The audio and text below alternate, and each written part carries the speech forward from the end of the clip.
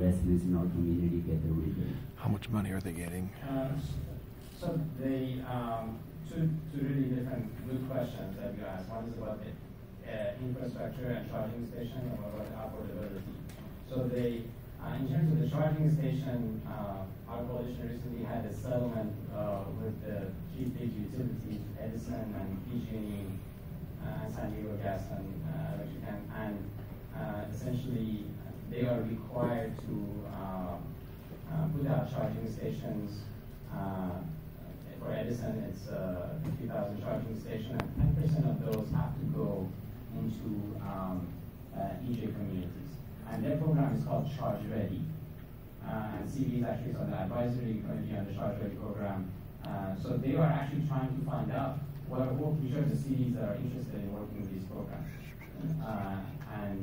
So they are actually required to unfold this, and they are required to have a minimum number of charging stations going to cities that meet the criteria like City of Huntington Park.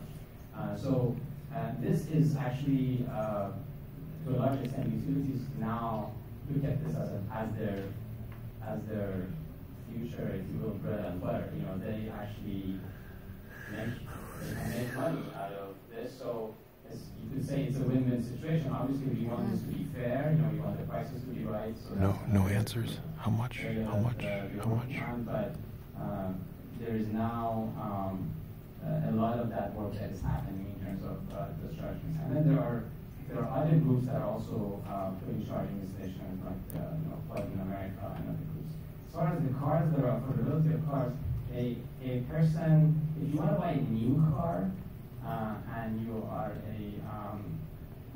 sort of depending on your income category, but if you fall into the sort of low and moderate income, you can get up to $4,500 for a new car.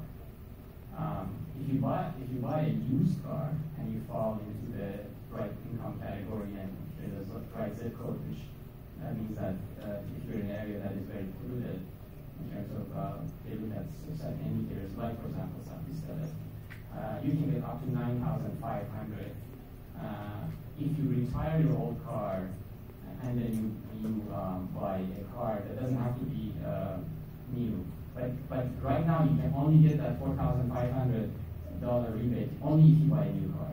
So one of the legislation we are working on is trying to offer that similar or some level of rebate around that, even if you buy a used car.